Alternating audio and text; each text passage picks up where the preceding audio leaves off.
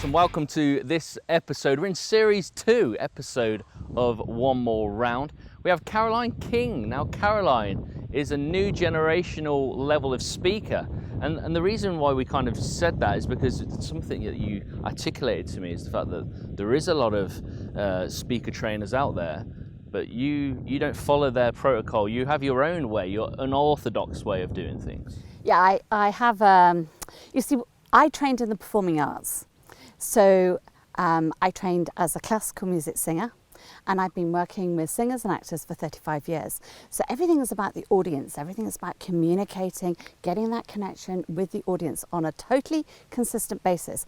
After all, if you go to the West End, you expect to be captivated for the whole evening. And if you're not, you want your money back, don't you? Mm-hmm, absolutely. Okay, so when I went to my first event back in 2012, I was really excited, and there were all these international speakers, and it was all great.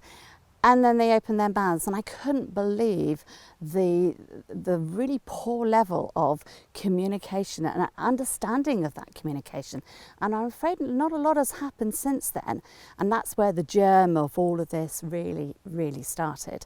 So I'm now really taking all my training, all my experience across, and now doing this with speakers and starting to get some really fantastic results with them. Awesome. I think we all have like trigger moments, don't we, where we either have a passion because we really love something, or we have something that we're so frustrated and tired and kind of, is this it? That we see, I guess, a level of disgust that is our driver and our motivator. Yeah, and I would say I had both of those things, because the more I sort of was around the event industry, the more disgusted I got, but also I started to see how it could be. And so that's where basically my visions come from in terms of moving forward now. So the vision is all about changing it so that the audience has an amazing time, really finds it easy to sit there and listen to the messages, because they deserve that. And also the message, you know, some people have spent years researching, doing programs, putting a whole load of stuff together, and then they go and speak it and they don't do justice. And so really, they really need to make sure that their message has got justice. And finally, for the speaker, you know, it's not good enough to go to a trainer and think, yeah, I'm going to be wonderful, and then at the end of it, you're not. And I just think all of that's now got to change. Very true. Caroline, if we were to put you on a shelf in a shop, and if you were to like read the description of what they were buying or what they were getting, what would that label read? Oh gosh. What's the contents? What's the contents? Well, so I am going to. Certainly when I work with people, I do take them out of their comfort zone, but we're going to have fun at the same time. We're definitely going to have fun. And you're going to learn things that are really sort of practical as well as anything else.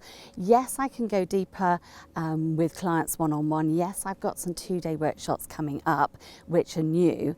But even in my 1-day workshop, we can affect some kind of changes. And I've seen that when I've seen somebody who has spoken at an event, and perhaps they've done a pitch at the end for a free consult, and they're perhaps getting about 20-25% of people actually signing up for it. And then I've seen them after they've come to just one day, and they've done the same thing again, pitch a free consult, and now they're doing 50-60% of the room.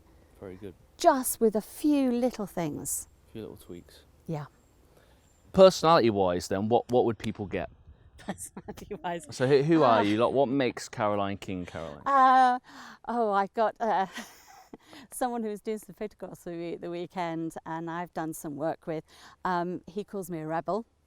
I can't seem to ever do anything in the right way. Do you know what I mean by that? So you're not a conformist? No, it's not that I don't want to not be a conformist. Okay. I mean, there was the famous time when I was doing my PGCE, that's the teaching qualification for a year, and I said, I'm going to do this the right way. I'm going to tick all the boxes, be really good. I'm not going to be controversial. I'm not going to challenge. I'm not going to do any of these things. And then on my last outside assessment, he's telling me I'm going to fail the whole course. And I went, no, that's not going to happen. So went straight back into the college, talked to the people, we got it all sorted out, and I went back to being me, basically. And that's, I suppose, the biggest lesson from that is just carry on being you, and then you'll get where you want to be. And then you get where you want to be. I love that. We live in a world where there is a lot of information. We constantly have like lots of noise, don't we, and lots of ideas and innovation. And the world we live in is constantly, you know, moving and evolving. Yeah. I'm always fascinated by people's levels of learning, and I know that obviously because you taught, you know, it was something that you taught in terms of drama, but in terms of a book maybe that you absorbed, is there one standout like book for you that you feel really aided your own development and you think would be beneficial? Anytime anyone asks me that, I come up with a book that in its day was revolutionary. But it's by Richard Bach, who is the great, I think there's another great, grandson of the great Johann Sebastian Bach. He's American and he writes. And it's basically Jonathan Livingston Seagull. And I read it when I was 16. And somehow I suppose that story of the seagull doing things that it wasn't supposed to do, wanting to be better, is something that I suppose I've always taken with me from that moment. So I would say that book. Like it, so always wanting to be better. Yes. Because we live in a world where everybody wants perfect, and I've always said to people it's about progression. Yes. So I really like the fact that it's, you know, about being, you know, better. It's one of the big things I've always thought about for myself. It's one of my values is always doing my best, not just doing enough, but doing my best. And when I've been teaching, whether that's adults, teenagers, children, it's all about do your best. If you do your best, no one can ask any more of you. And if you always do that, then you will always make amazing progress. And how do you think we do our best? Like for you, how do you do your best? Is it a conscious thing? Is it a practical thing? I think it's all of those things. Conscious in that you're always trying. You're always sort of, can I do this better? Is there always being reflective? So I'm being reflective. Can I do this better? Can I do that? Will this exercise work better with speakers in this particular way? It now needs to be tweaked slightly because they're not actors, so I need to now do this or that or the other. So it's always about making sure it's the best I can make it to be for what's going on at any one time. So yes, there is a conscious thing going on. And then I suppose, I'm looking at, if I'm doing things, running a workshop, I'm then reflecting at the end of it, how could I have done that better? Would there be a better example? Could have I stood better here? Or, I mean, literally anything. Very good. And we have things that limit us sometimes. We have things that aren't always so natural. Is there one thing that maybe you're afraid of, something that you really have struggled with in life? Technology. Technology is the big thing for me. People find it quite funny in that with people, and if I'm teaching them, I have endless patience, absolutely endless patience. Give me a computer and something is going wrong, I can go from 0 to 60 literally in less than a couple of seconds, and I want to chuck that computer at the window, at the wall, or whatever it is. So I now have a fantastic techie guy called CJ. He's a great friend of mine and thankfully saves me from this. And by the way, he was the actual catalyst that got me into speaker training. Beautiful. It's a big shout out to him. Absolutely. CJ Sohal, thank you so much. Oh, that's lovely.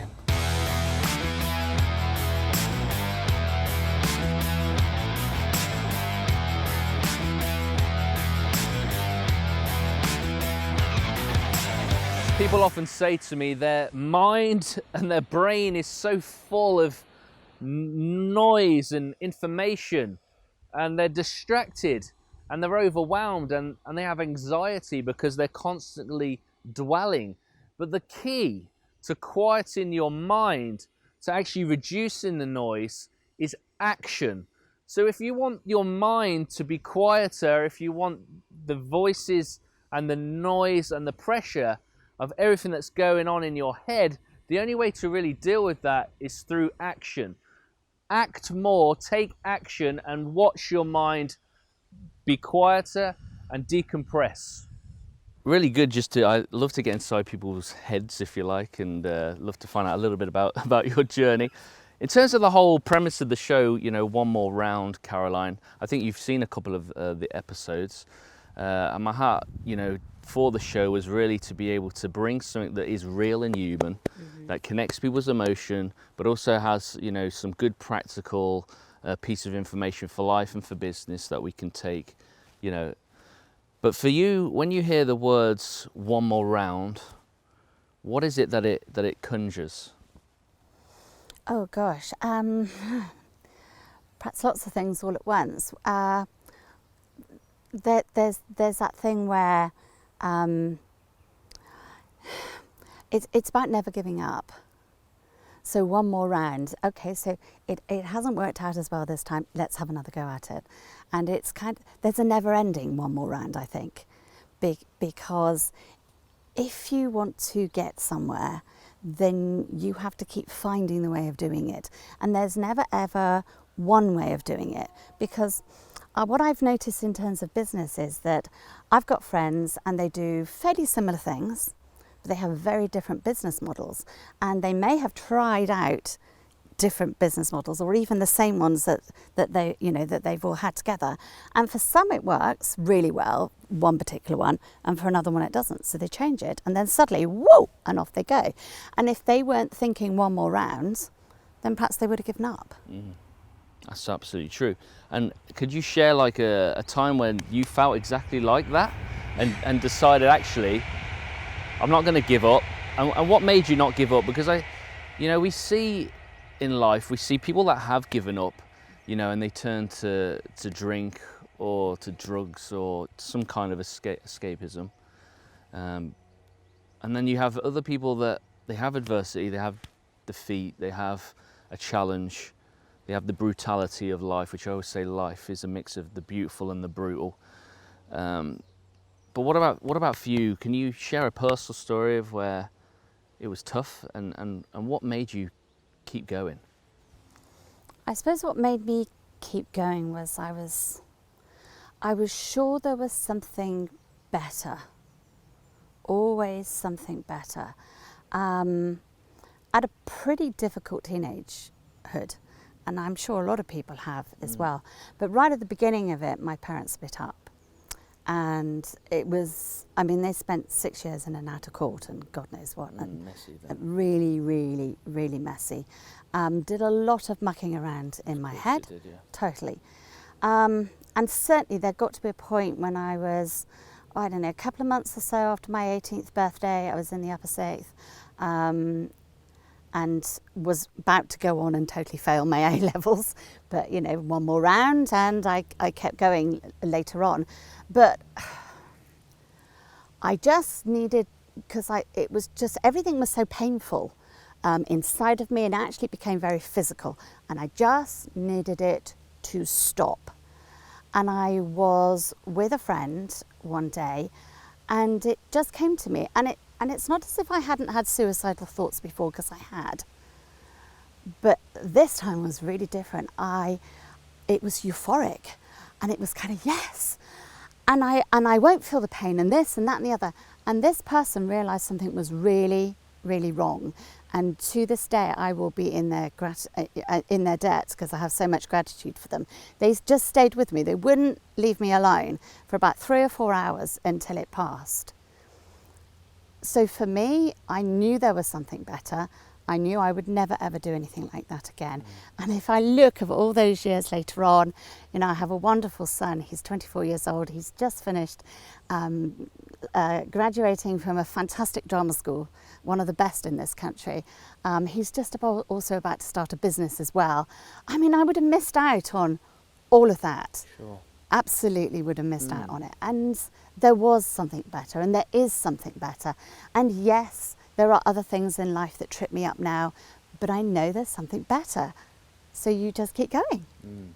I can feel the emotion in that, because, come from a a separated family as well, so know the cost and the reality of that struggle. It always seems daft, because even though the painful things in my life obviously hurt, in some ways now I'm thankful for them, which sounds odd, but for the fact that I know that they've made me me, and then I can now reach people that go through that. Yeah. Do you feel the same way? Do you feel like everything that you've been through is bigger than you? Yeah, I suppose I do. Everything that we all go through, it all makes us who we are. It's all part of the ingredients that are going in the whole time, and that's important to understand that. And we actually do need a mix of. It can't be all hunky-dory all the time. You know, it just doesn't work like that. And so therefore we need to look at the mix of all of these things. And I chose that when my son was born to stop certain patterns happening that I've seen happen in the family. And I thought, no, we're not doing that. And so it also gives you choices, because you're educated by what's happened to you. And I can't say that I'm a perfect mother. I'm not. I think I've been a good enough mother, and I've given him enough to be able to move on in his own life. He knows he can always use me as a sounding board. We talk a lot, and that's all sort of fantastic. But I wanted to break the cycle, and I did. And I think everyone can. It's whatever you want to do, isn't it, in terms of how you want to make things better. Definitely taking ownership and just being honest. When you deal with setback now and challenge, you obviously had somebody who you said spent 3 or 4 hours with you during that period, which I think is a challenge for all of us, to make sure that we are that person to somebody else, because of the fact that we focus so much on mental health. You know, and my own family have battled with their own mental health issues, so it's something I'm quite passionate and love raising awareness about. So I think there is a challenge for all of us of who can we be that 3 or 4 hour person to that would to you. And in some cases we need some people to help us with our current issues, and then other times we've got to help ourselves, because sometimes we're too passive. What would you say you do when you do face, you know, challenge like now, and how has that experience aided you in life as you know it now? I suppose the first thing I do is acknowledge the fact that this isn't going to last forever. That yes, I may feel pain now, and it's good to feel the pain. Don't lock it away, because you need to be able to get to the other side of it. If you lock it away, you're only storing up problems later on, I've found out. So in terms of that, it really did teach me, what it taught me to do is go and find the answers in terms of how to deal with all of this, because I didn't have anyone to show me that. So I had to go and find them. And therefore, if there are other people there, it could be something simple. My son phoned me up, he was getting all panicky, he needed to get to London, he's moving house on the same day, etc. And it was just a case of just listening. And then just making 1 or 2 comments, and everything was fine. Yeah. So the power of listening and being able to give people what it is that they need, because too often we're so full of our own agenda. We don't really listen to what people want. We only put on what we believe we want to give them. You know. So I definitely think there's a big part in that as well, which I think is really beautiful, but also really true. But thank you for sharing. Because I know that that's something quite emotional for you, but I think that's really important, that if shows like this are going to continue, they've got to be real, because we face challenges and struggle. We acknowledge the challenge, and then we take the challenge and we move, you know, beyond that. And I think that's so important. Now, Caroline, you said at the start that you are a speaker trainer to a new generation, and we kind of just touched on just briefly the fact that you obviously come from a drama teaching, you know, background, so your ways are different, and you were kind of, I guess, disgusted but also passionate about the fact that you wanted to educate and empower speakers to be able to really connect with their audience. There's a lot of people that watch this show, me included even, that, you know, speak. We go out on stage. I even shared a little YouTube video myself just yesterday, not because I'm wanting to hire clients, but purely because I always believe it's important to share things that you're passionate about. I shared about 6 tips on there, and I'll have to ask you afterwards about what you think of them. They were just reflective of my own kind of journey. But for you, and obviously for the audience, you know, what would you say is the essence of what you do, and why is it important?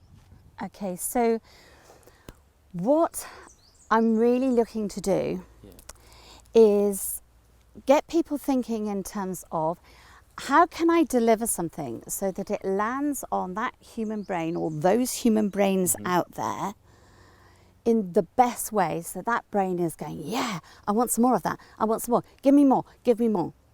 And what's happening is that's not happening at the moment. You go to the theatre and actually it does happen. You go to the cinema and it does happen, but it's not happening in the event room, on most entrepreneurials' videos and lives and everything else like that.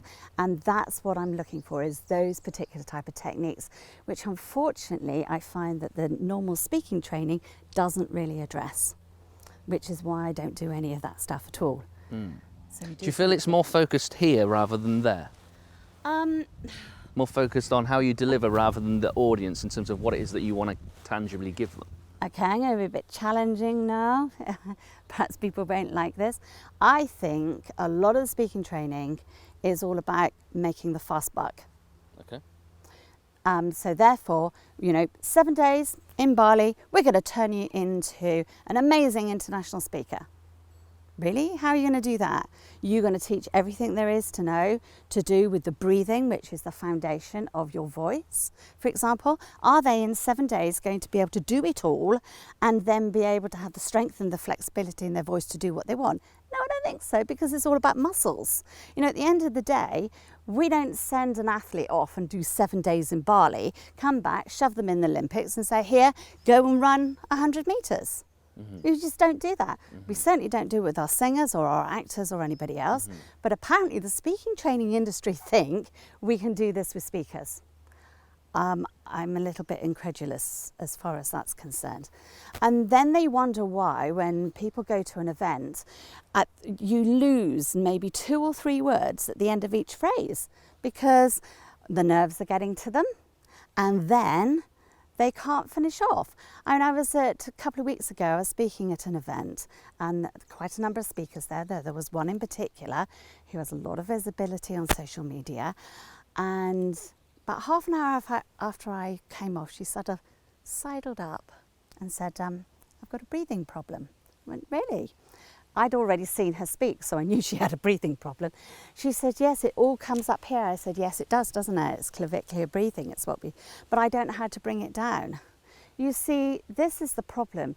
If you are not consciously taught about these things, then you can't rectify them. And therefore, if you're in the middle of a talk, what do you do? And of course, she panics more, so therefore it stays up here more and everything else. And I've told her to come and connect with me. No, she hasn't. We'll see what happens where that is concerned. But the one tip I did give her, because I could do something in that particular moment, is if that happens just before you go on stage, lie down.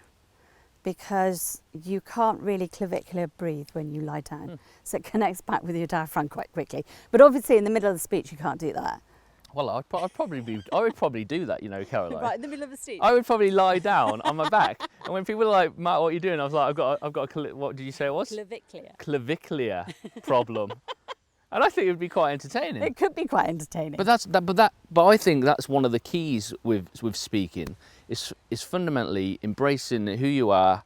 And actually, in my personality, I would quite happily lie down in front of 200 people and talk. Not for the whole thing, because they'll be like, what? But I think that is a part of it, isn't it? Yes. It's about not just being uniformed or say the same things, but allowing your personality to come through, because that's what people remember, don't they? Exactly, and technique isn't about stopping all of that. Actually, when you've got good technique, it facilitates it. It facilitates you being able to share with the audience who you are, your personality, your thoughts, your feelings, your ideas, the message that you've got. It's not there to hinder. It actually will actually get it out there and across to the audience. So what would be your top 3 tips then, Caroline, for speaking to an audience. Well, as you're on the floor. Yeah, I'm not staying there. You're not staying there. Get your breathing sorted out. I use something called accent breathing. And basically it's now been proven scientifically. So as far as that's concerned, that's what I teach my students what to do. It gives them the chance to be able to control it for themselves. It gives them strength, gives them flexibility. The other thing that I found, you know, I said about it landing on the audience. Okay. So one of the things that happens when speakers get on stage or on camera is that suddenly the different pitches that they might use, that's highs and lows in their voice, disappear. So almost become monotonal. Now, as soon as that happens, if you think about a graph like that, you're doing this and there's lots of repetition. Lots of strokes. And that's why it becomes monotonous. Now, although the brain likes repetition, if it gets it all the time, it switches off. Yeah. The audience can't help it. They switch off. It's a human thing. They can't stop it. So if you are now using much greater, wider bit in your voice, now there's far less repetition, but more interest. Yes. So you've got the variety between the repetition and the new stuff. Guess what? Your brain just loves it.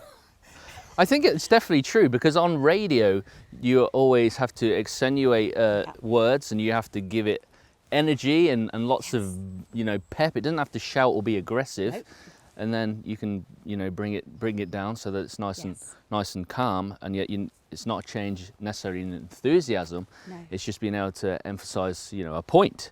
And I, you know, when I did my audio book of Inside Job, I found that really hard, Caroline, because when I was in the studios recording, my energy, because I was like, you know, I'm enthusiastic about this book. My energy is here. And when I wanted to emphasize a point, I had literally nowhere to go. Yes. That was a challenge, you know, being able to mix the two. But I think that's really, really important that you've said that. And would people practically, you know, practice that on their own in a room? Is that something that there are things you can do. There are exercises you can do which can explore the different pitches in your voice and therefore how you do it. And then there's other things that we can do on top so you can get used to doing it. Yes. Awesome. So if people want to jump into your expertise and your knowledge, you know, you've been very open in the fact that, you know, you are different.